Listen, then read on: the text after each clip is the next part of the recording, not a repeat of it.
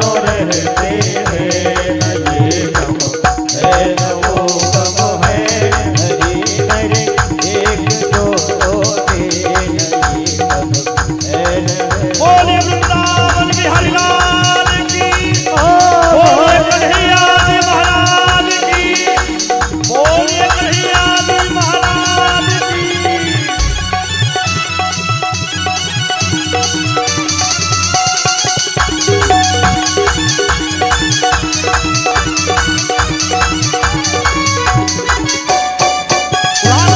दोनों हाथों की तालियों से सेवा करिए। वृंदावन से पधारे हमारे अनन्य, हमारे अभिन्न अंग, हमारे बड़े और आप तमाम के बीच में भागवत भूषण पधारे कन्हैया जी महाराज का जोरदार तालियों के साथ स्वागत करिए। बोलिए राधे राधे।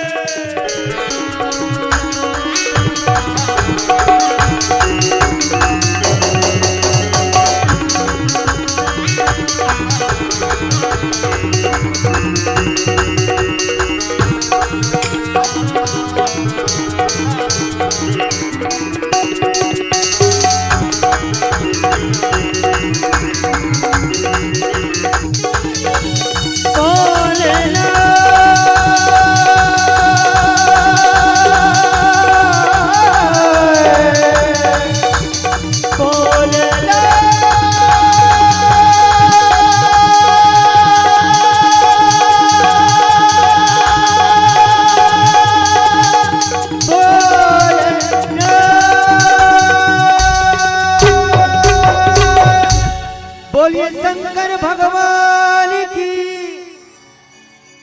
बोलिए व्यास जी महाराज की, बोलिए हनुमान जी महाराज की।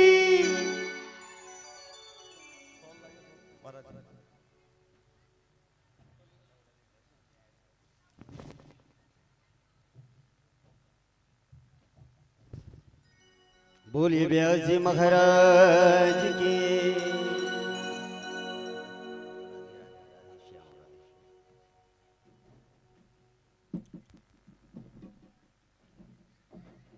बोले वृंदावन बिहारी लाल की जय हो।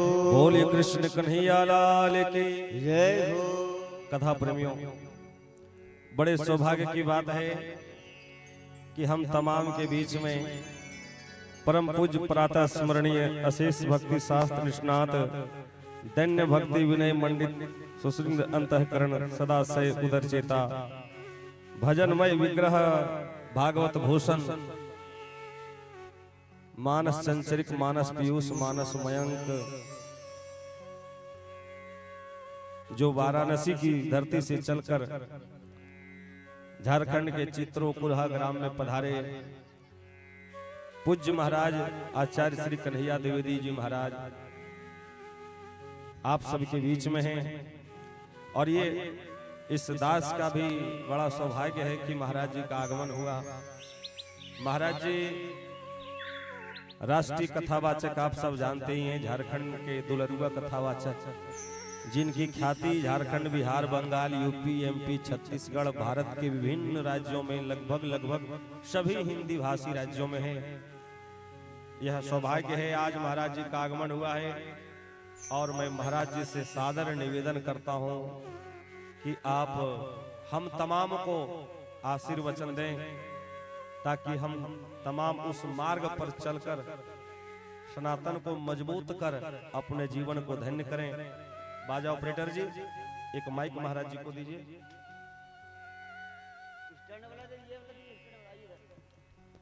ये वाला माइक दे दीजिए ना जिसमें DD3 लगा हुआ है, ये व्यास जी वाला दीजिए।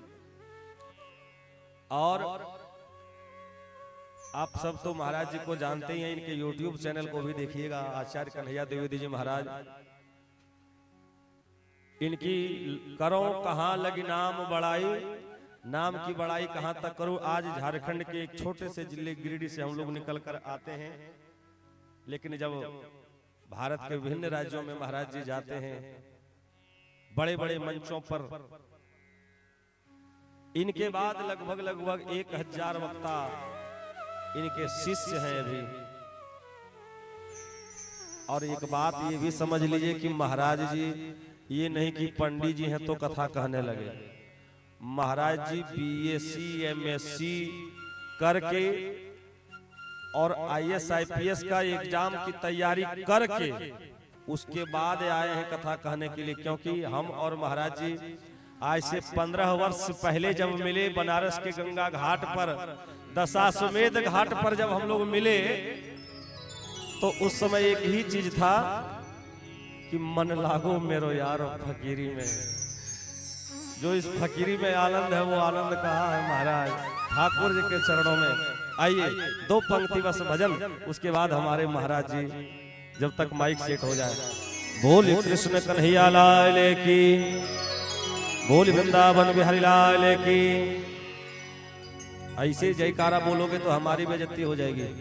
एक महाराज जी कहेंगे कि आपके कथा में श्रोता लोग जयकारा बहुत कम बोलते हैं और धीमा बोलते, बोलो राधे राधे। अरे आधे आधे नहीं, उधर वाली मैया बोलो, पीछे वाली नहीं बोलती हैं। बोलो राधे राधे। हाँ, और प्रेम से 2 पंक्ति बस भगवान का भजन, फिर हम लोग महाराज जी से सुनेंगे। बोले वृंदावन बिहारी लाल की। मधुर मधुर नाम सीताराम सीताराम,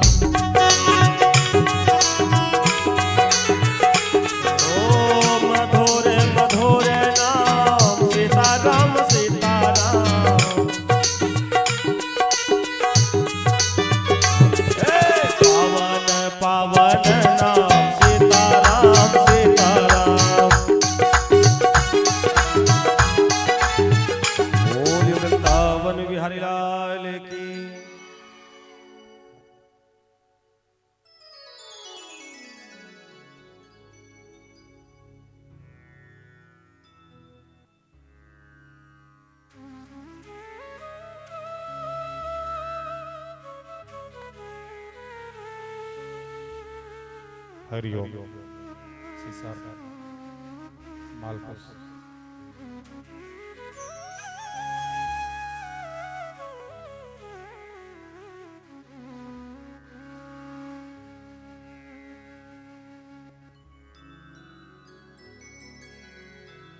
भोली बाल कृष्ण लाल की, कृष्ण कन्हैया लाल की। जय जय श्री राधे। भक्ति भक्त भगवंत गुरु, चतुर नाम बपु एक। इनके पद वंदन किए, नाशहि दीन अनेक। राम रामेति रामेति, रमे रामे मनोरमे। सहस्रनाम ततुल्यम्, श्री राम नाम वरानने।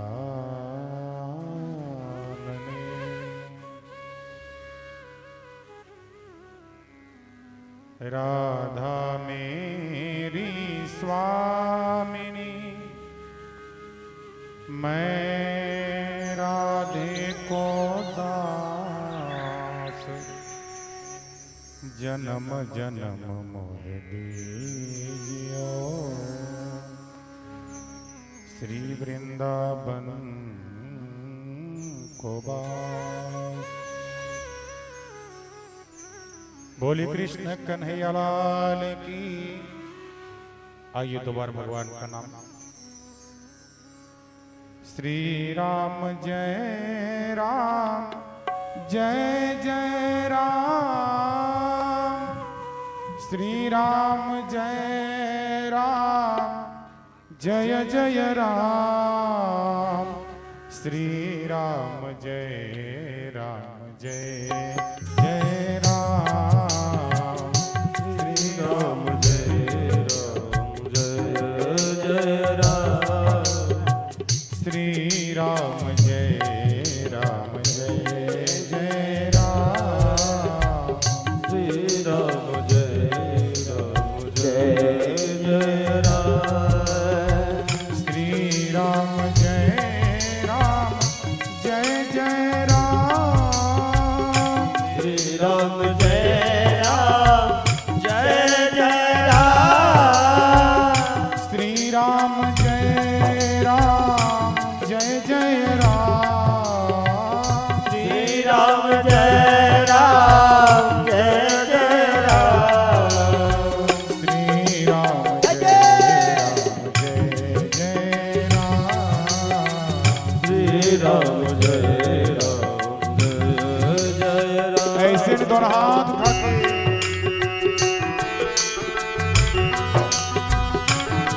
हरि बोल।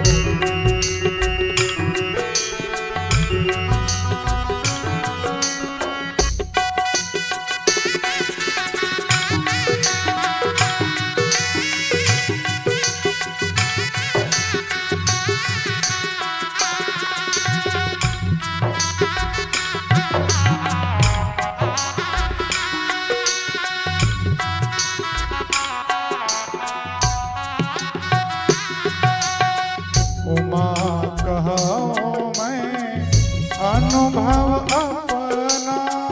उमा कहो मैं अनुभव अपना। उमा कहो मैं अनुभव अपना। उमा कहो मैं अनुभव अपना। सत्य हरि भजन जगत सब सपना। सत्य हरि भजन जगत सब सपना। सत्य हरि भजन जगत सब सपना। सत्य हरि भजन जगत सब सपना। श्री राम बोलो जय जय राम। श्री राम जय राम। हरि बोल।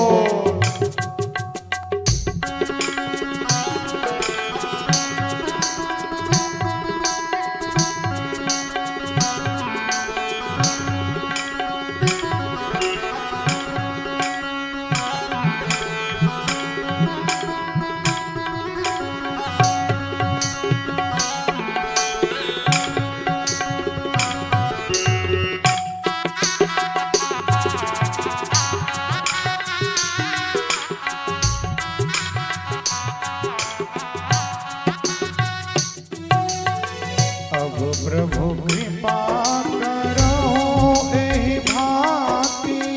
अब प्रभु कृपा करहु एक बाती। अब प्रभु कृपा करहु एहि भांति। अब प्रभु कृपा करहु एक बाती। सब तज भजन करहु दिन रात। ओ सब तज भजन करहु दिन राती। राधे राधे गोविंद राधे राधे राधे राधे। गोविंद राधे गोविंद राधे गोपाल राधे। गोविंद राधे गोपाल राधे। गोविंद राधे गोपाल राधे। गोविंद राधे गोपाल राधे। राधे राधे गोविंद राधे राधे राधे। गोविंद गोविंद राधे। श्री राम जय राम जय जय राम। श्री राम जय राम जय जय राम। बोली कृष्ण कन्हैया लाल की। परम मंगलमय भगवत स्वरूप भगवान श्री बाल कृष्णलाल जी की वांगमयी प्रतिमूर्ति श्रीमद् भागवत महापुराण मातेश्वरी अखिलेश्वरी रास रासेश्वरी राजराजेश्वरी त्रिपुर सुंदरी त्रिगुणात्मिका भगवती जगदम्बा स्वरूपा मैया राधा रानी, अनाथों के नाथ बाबा काशी विश्वनाथ, हनुमंत लाल जी महाराज एवं इस अनुष्ठान में आवाहित स्थापित सभी देवी देवताओं के चरणों में साष्टांग प्रणति निवेदन, यज्ञ के आचार्य उपाचार्य वैदिक मंडल सभी ब्राह्मणों को यथायोग्य प्रणाम। संसार में माया में फंसे सभी कलयुग के कलुषित प्राणियों को इस माया से निकालकर प्रभु के पाद पद्मों की ओर आकृष्ट कर लेने वाले, जिनके मुखारविंद से हम सभी कथा रस का आनंद ले रहे थे, ऐसे हमारे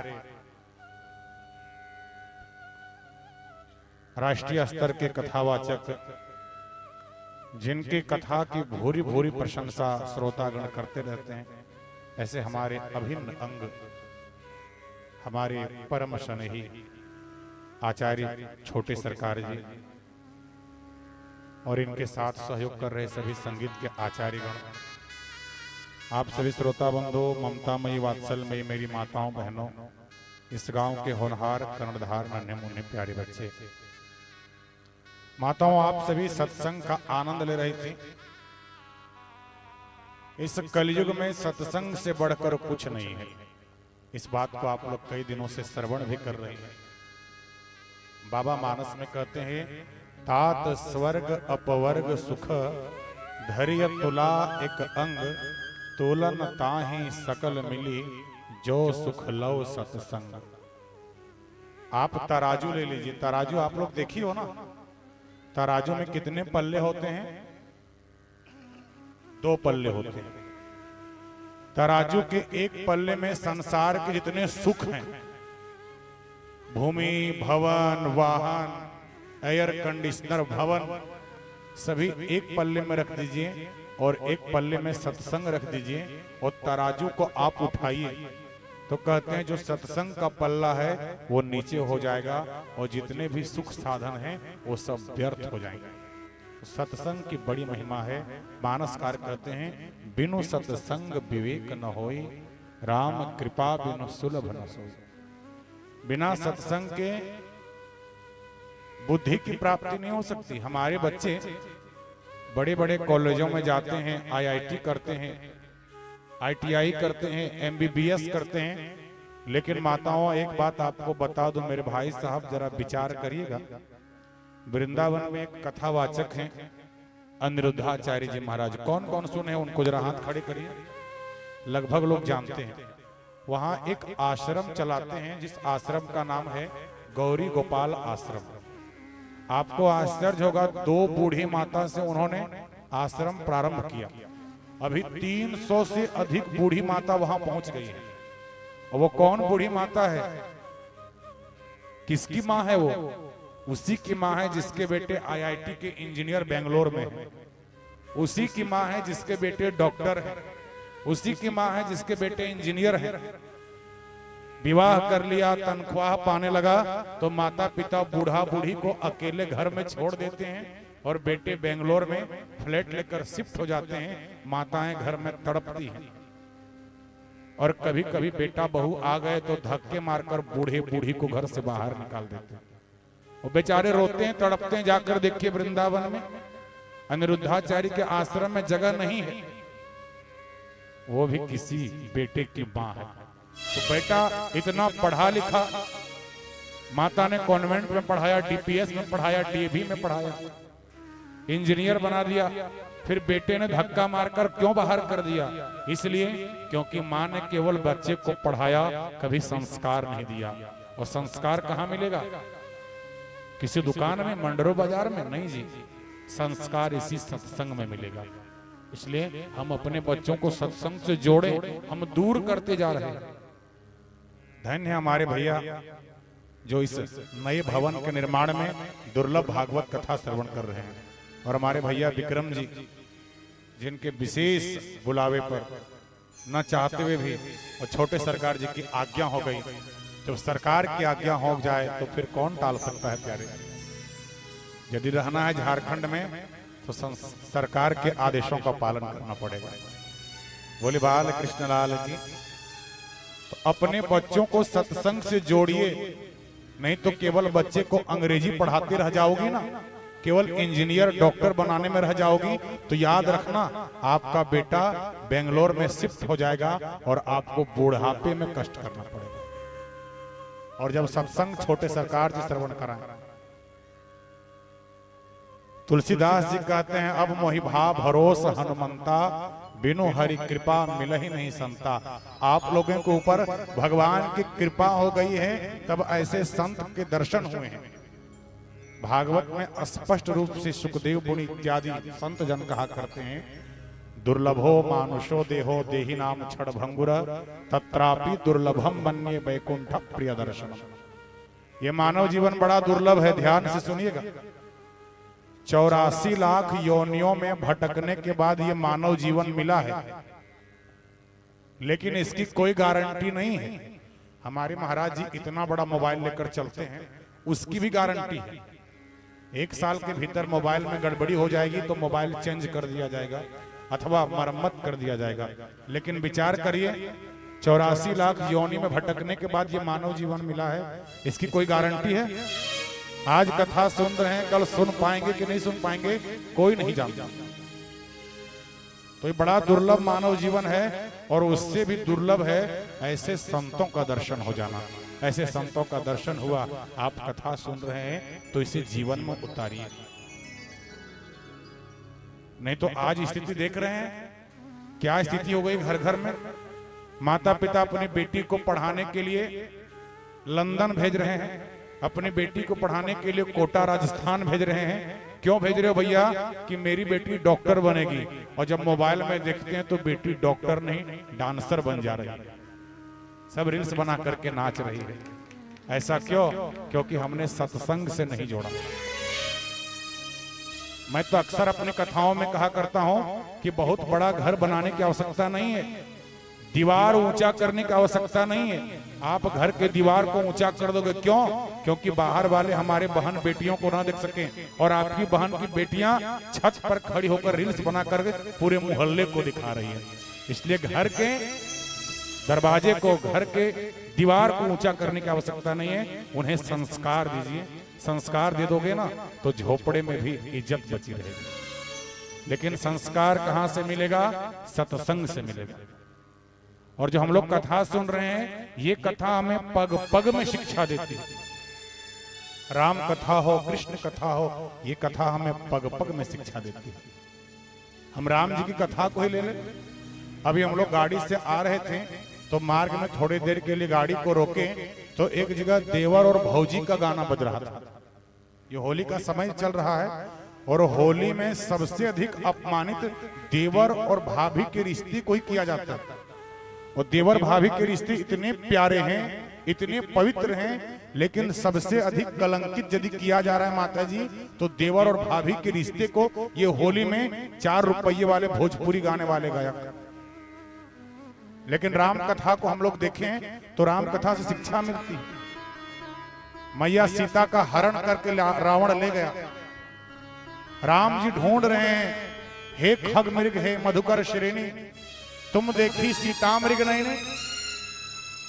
और ढूंढते ढूंढते राम जी सुग्रीव के आवास के पास, जहां सुग्रीव विराजते थे, उस ऋष्यमुख पर्वत पर पहुंच गए।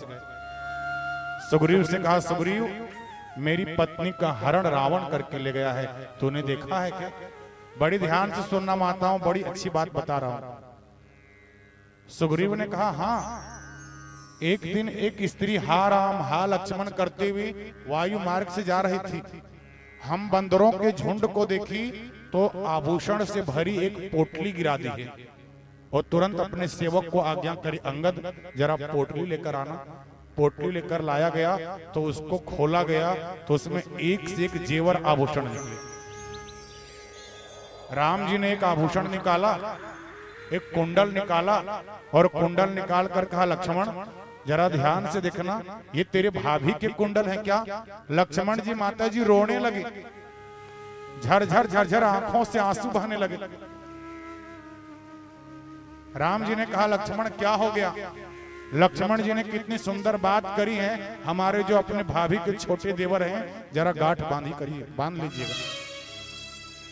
लक्ष्मण जी ने कहा भैया आज तक मैंने भाभी सीता के मुंह को नहीं देखा है, वो मेरी माँ है। भाभी माँ समान होती है, भाभी मजाक की वस्तु नहीं है, भाभी मजाक का विषय नहीं है, भाभी अपमान का विषय नहीं है, भाभी काम का विषय नहीं है। भाभी माँ समान होती है। और आज तक मैंने भाभी के केवल पांव को देखा है, वो भी पांव के नाखून के अग्रभाग को। यदि भाभी की बिछिया है तो लाकर दिखाइए, मैं उससे पहचान पाऊंगा और किसी को नहीं पहचान पाऊंगा। ये देवर भाभी के रिश्ते हैं। और आज ये छुट भैये गाने वाले, ये हमारे देवर भाभी के रिश्ते को कलंकित करते हैं और उससे भी अधिक दोषी हम और आप हैं। वैसे गाने को डीजे में बजाते हैं और नाचते हैं। और माताओं के पागलपन को क्या कहा जाए। एक नई दुल्हन स्टेज पर नाच रही थी और गा रही थी, सिलबट पर चूड़िया फोड़े लो ये जान। सुहागिन स्त्री चूड़ी कब फोड़ती है? जब पति की मृत्यु हो जाती है। लेकिन भोजपुरी गाने का पागलपन देखिए, चूड़िया फोड़े लो ये जान। लेकिन ये शिक्षा कब मिलेगी? ये शिक्षा मोबाइल से मिलेगी। ये शिक्षा आपको रील्स व्हाट्सएप नहीं दे सकता। ये शिक्षा आपको केवल और केवल सत्संग दे सकता है। इसलिए आइए सत्संग से जुड़िए और अपने जीवन को, अपने बच्चों के भविष्य को उज्जवल बनाइए। नहीं तो जिस प्रकार वृंदावन के गौरी गोपाल आश्रम में 300 माताएं अपने बच्चे को याद करके रो रही हैं, हे बेटे, अरे 9 महीना पेट में तुझे पाली हूं, जन्म देते समय कितनी पीड़ा हुई, जन्म देने के बाद अपने सीने को चीर दिया और तुझे दूध पिलाई, और विवाह करते ही तू बदल गया रे। और वो माँ वहां वृंदावन गौरी गोपाल आश्रम में रोती है। तो आप भी अपने बच्चों को सत्संग में नहीं लाओगी तो आपको भी रोना पड़ेगा। सत्संग में पग पग में शिक्षा मिलती है। बार बार मैं ये बात कर रहा हूं। और अंतिम बात कहकर, महाराज जी का बहुमूल्य समय मैं नहीं लेना चाहूंगा, अंतिम बात कहकर मैं वाणी को विराम करूंगा। हमें राम कथा क्यों श्रवण करना चाहिए? लोग प्रश्न करते हैं। अभी एक आईएएस कोई थी, बोली पंडितों को नहीं बुलाएंगे, बिना पंडित के विवाह करेंगे। तो मैंने अब पूरी आईडी को खोल कर देखा तो पता चला वो आईएएस है। विवाह क्यों नहीं किया? बोली समाज में सुधार करना है। समाज में सुधार ऐसे होगा? आपको समाज में सुधार करना था तो अपनी जाति में नहीं, समाज के अंतिम पिछड़े पायदान पर बैठे एक गरीब लड़के से विवाह करके दिखाई रहती, तब पता लगता कि तुम समाज में सुधार करना चाहती हो। ये राजनीतिक बातें लोगों को सिखाना नहीं, क्योंकि लोग भी अब पढ़ चुके हैं, आगे बढ़ चुके हैं। तो राम कथा में पग पग में शिक्षा देती माता जी। राम कथा श्रवण करना चाहिए। लोग कहते हैं राम कथा सुनने से क्या लाभ होगा? 7 दिन तक राम कथा क्यों सुने? आते समय एक व्यक्ति ने मुझे पूछा पेट्रोल पंप के पास, महाराज जी कहाँ जा रहे हैं? मैंने कहा वहां कथा हो रही है चित्रोकुराह में, वहां जा रहा हूं। क्यों कथा हो रही है? कथा क्यों करना चाहिए, क्यों सुनना चाहिए? मैंने कहा तुम दुकान क्यों खोले हो? उसने कहा कमाने के लिए। मैंने कहा कमाते क्यों हो? बोला पेट भरने के लिए। मैंने कहा पेट क्यों भरते हो? बोला जिंदा रहने के लिए, जीने के लिए। मैंने पूछा जीते क्यों हो? बोला महाराज जी इसका उत्तर नहीं है। मैंने कहा इसी प्रश्न का उत्तर तुम्हें सत्संग में मिलेगा, क्योंकि जीना क्यों आवश्यक है? जीते तो कुत्ते भी हैं, पशु भी हैं। हम मनुष्य होकर के उसी के जैसा केवल जीने में रह जाएंगे तो फिर मानव जीवन व्यर्थ है। तो जीना क्यों चाहिए, ये प्रश्न का उत्तर आपको राम कथा देगी। राम कथा क्यों आवश्यक है? राम के चरित्र को जीवन में अपनाना क्यों आवश्यक है? हम लोग फेसबुक पर विक्रम बाबू केवल लिखते रहते हैं जय श्री राम, हम कट्टर हिंदू हैं, लेकिन राम जी के बातों को जीवन में उतारते नहीं। गाड़ी में डीजे बांध लेते हैं, उसके ऊपर बैठ जाते हैं, झंडा लेकर के रील्स बनाकर कहते हैं जो राम का नहीं वो किसी काम का नहीं, लेकिन राम जी के चरित्र को जीवन में उतारते नहीं। राम जी क्या करते हैं? आइए एक पंक्ति सुन लो। प्रातः काल उठ के रघुनाथा प्रातः काल के रघुनाथा, मात पिता गुरु नावही माता, मात पिता गुरु नावही माता। राम जी प्रातः काल उठते हैं, बहुत कहने का समय नहीं है, बस कुछ देर राम जी का जीवन, राम जी के चरित्र को जीवन में क्यों उतारना चाहिए, कैसा चरित्र है उनका, एक लाइन सुन लेना मेरी माताओं, मेरे भाइयों, मेरे बच्चों। राम जी प्रातः काल उठते हैं तो क्या करते हैं, प्रातः काल उठ के रघुनाथा, मात पिता गुरु नावही माता, अपने माता पिता और अपने गुरु जी को प्रणाम करते हैं। क्या आपके बच्चे प्रणाम करते हैं? कोई बता दीजिए।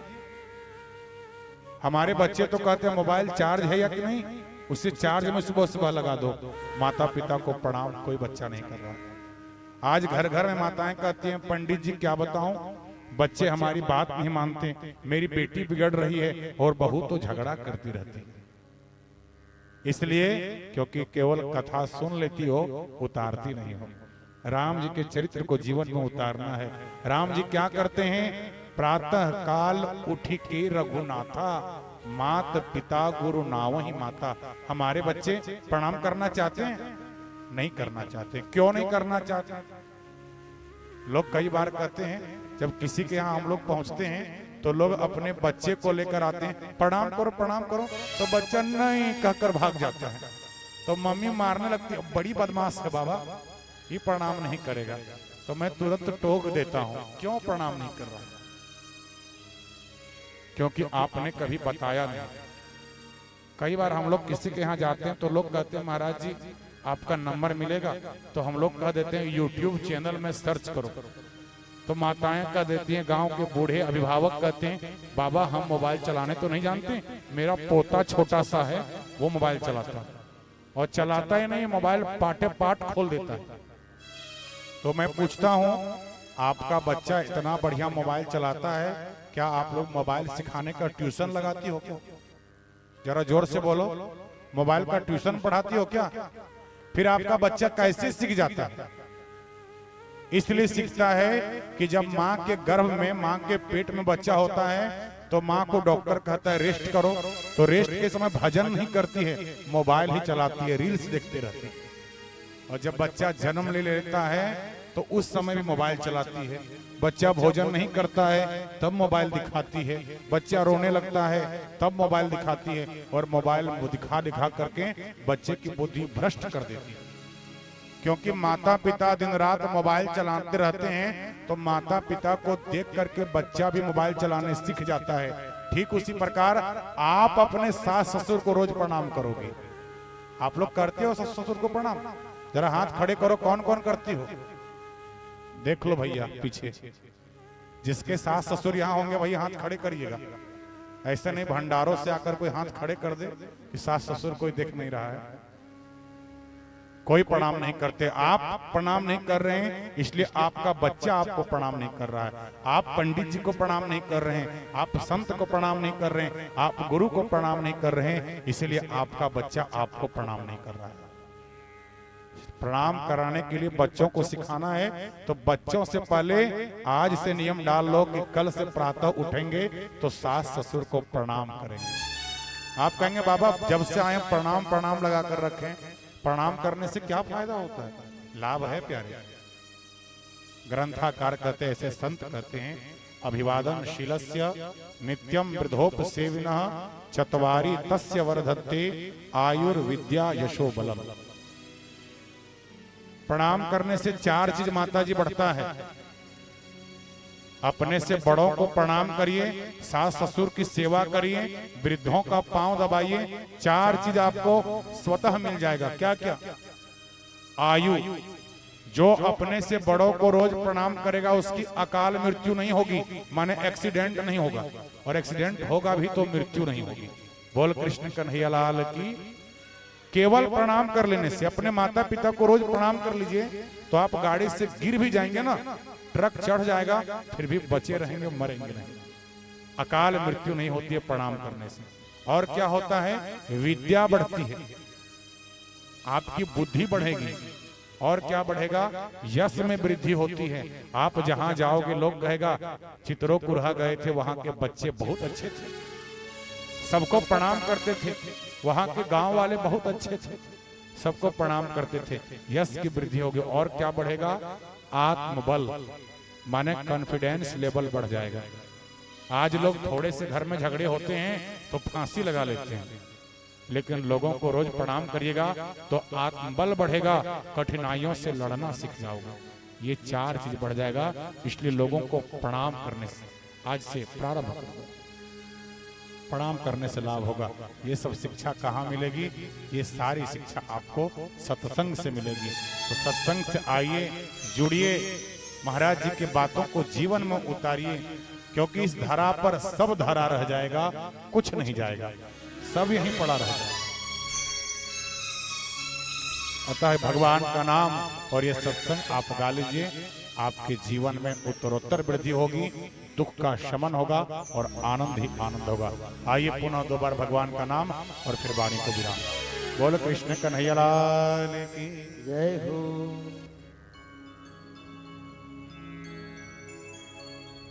मेरे सरकार का दीदार बड़ा प्यारा है। दोनों सरकार, छोटे सरकार भी और यहाँ हमारे भगवान श्री कृष्ण भी, ये दोनों का दर्शन बड़ा प्यारा है। आइए एक पंक्ति गाऊं फिर वाणी को विराम।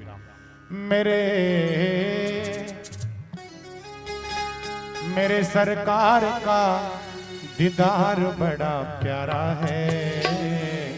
हरे कृष्ण बड़ा प्यारा, गोविंद बड़ा प्यारा, कृष्ण बड़ा प्यारा, गोविंद बड़ा प्यारा, कृष्ण बड़ा प्यारा, गोविंद बड़ा प्यारा, कृष्ण बड़ा प्यारा, गोविंद बड़ा प्यारा। मेरे सरकार का दीदार बड़ा प्यारा है। मेरे सरकार का दीदार बड़ा प्यारा है।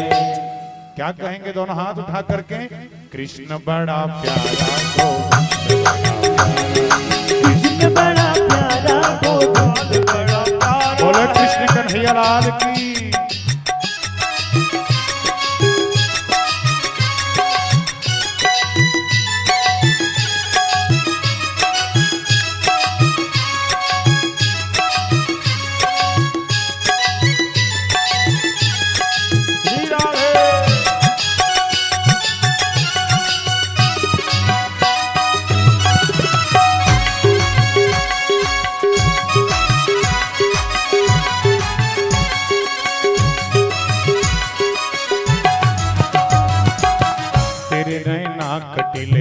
मोटे मोटे रसीले, तेरे नैना कटिले, मोटे मोटे रसीले, तेरे नैना कटिले, मोटे मोटे रसीले, तेरे नैना कटिले, मोटे मोटे रसीले।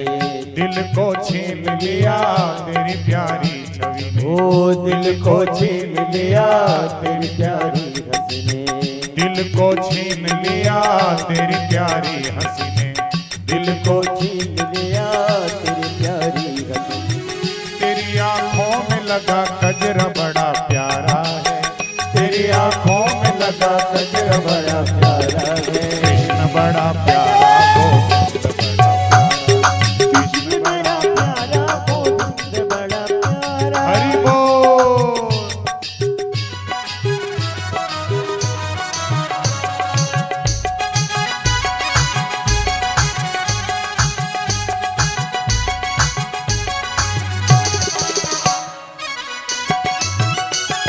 ऐसे इधर हाथ उठा करके घूमते हुए प्रेम से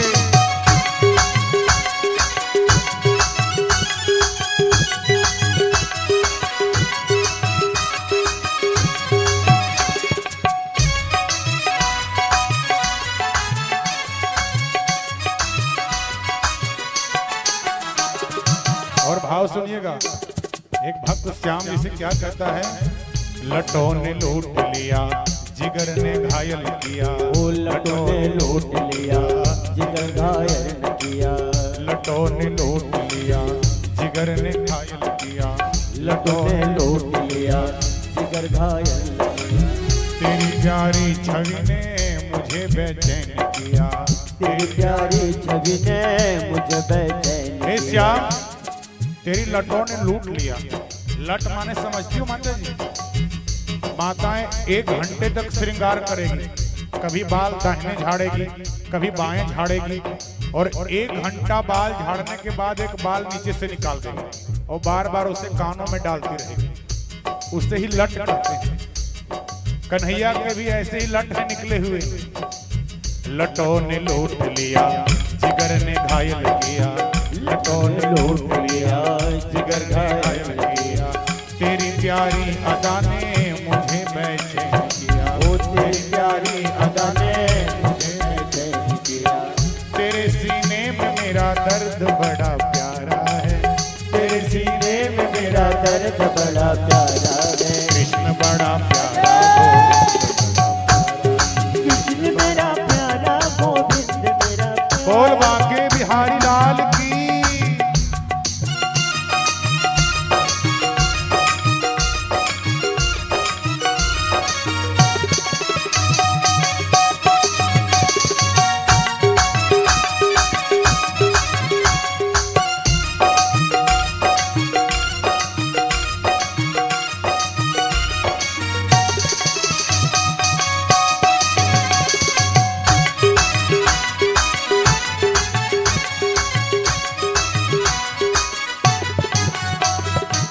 ओ मेरे श्याम पिया, तेरे बिन तड़प जिया। ओ मेरे श्याम पिया, तेरे बिन तड़प जिया। प्रेम तुम ही से किया, तूने क्या जादू किया। प्रेम तुम ही से किया, तूने क्या जादू किया। अच्छा एक बात हम बोले, आप लोग पैसा ऐसे चढ़ा दीजिए, लुटाइएगा नहीं। मैया लक्ष्मी है, तो मुझे लग रहा था कि ये ऑर्केस्ट्रा इत्यादि में अच्छा लगे, यहाँ महाराज जी के चरणों में रख दिया करिए। बोलिए कृष्ण कन्हैया लाल की। ये अच्छी बात है ना, बढ़ा कर रख दीजिएगा। ऐसे तब सबको दिखाकर ये लुटाना पैर के नीचे चला गया है। विक्रम बाबू इत्यादि आप लोग मिलकर उठा लीजिए। बोले कृष्ण कन्हैया लाल की। नहीं, देना मुझे ही है, रखना नहीं अपने पास। हाँ हाँ, देना मुझे ही है, लेकिन ऐसे नहीं, आराम से ऐसे घुमा लीजिए न्यौछावर और महाराज जी के पैर में रख दीजिए। ओ मेरे श्याम पिया, तेरे बिन तड़पे जिया। ऐ श्याम, कहाँ कोई मिला जिस पर दुनिया लुटा देते। सबने धोखा दिया, किस किस को भुला देते। दिल के दर्द को दिल में दबा कर रखा, यदि कह देते तो इस पूरे सत्संग को रुला देते। इसलिए ज्यादा नहीं कहूंगा श्याम, इतना कहूंगा, ओ मेरे श्याम पिया, तेरे बिन तड़प जिया। ओ मेरे श्याम पिया, तेरे बिन तड़प जिया। प्रेम तुम ही से किया, तूने क्या जादू किया। प्रेम तुम ही से किया, तुमने जादू किया। तेरी यादों में फिर के अंग मेरा सारा है। तेरी यादों में फिर के अंग मेरा सारा। भजन अच्छा लग रहा है तो एक बार दोनों हाथ खड़े करिए और कहिए क्या। कृष्ण बड़ा प्यारा, गोविंद बड़ा प्यारा। कृष्ण मेरा प्यारा, गोविंद मेरा प्यारा। कृष्ण बड़ा प्यारा, गोविंद मेरा प्यारा। ओ कृष्ण मेरा प्यारा, गोविंद मेरा प्यारा। कृष्ण मेरा प्यारा, गोविंद मेरा प्यारा। ओ कृष्ण मेरा प्यारा, गोविंद मेरा प्यारा। कृष्ण मेरा प्यारा, गोविंद मेरा प्यारा। कृष्णा